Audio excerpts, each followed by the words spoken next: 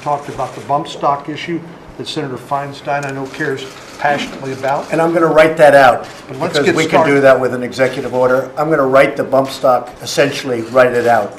So you won't have to worry about bump stock. Shortly, that'll be gone.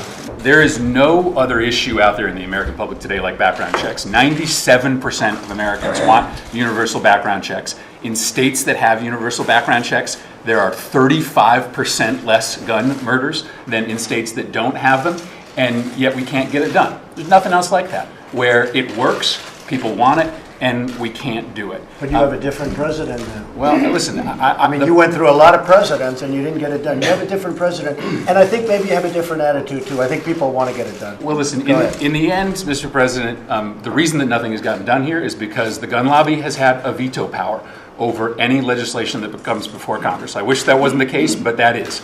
And if all we end up doing is the stuff that the gun industry supports, then this just isn't worth it. We are not going to make a difference. And so I'm glad that you sat down with the NRA, but we will get 60 votes on a bill that looks like the Manchin-Toomey compromise on background checks. Mr. President, if you support it.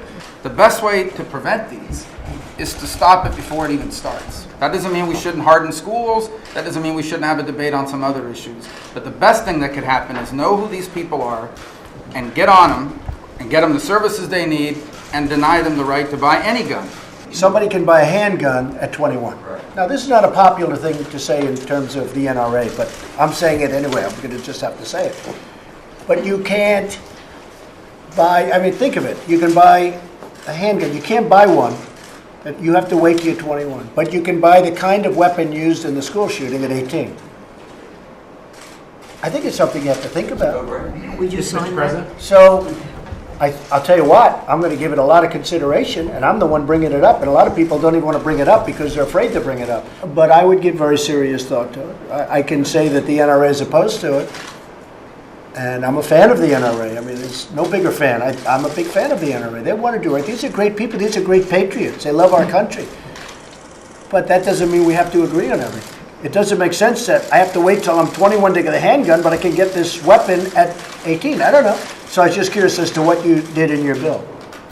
You don't address it? We didn't address it, Mr. President. Look, I think You know why? Because you're afraid of the NRA, right? No. It was an issue back No, the NRA did. 5 years ago. Yeah. It never came up. It's a big issue right now. A lot of people are You're telling right, me. you're excellent. But a lot of people are afraid of that issue, raising the age for that weapon to 21.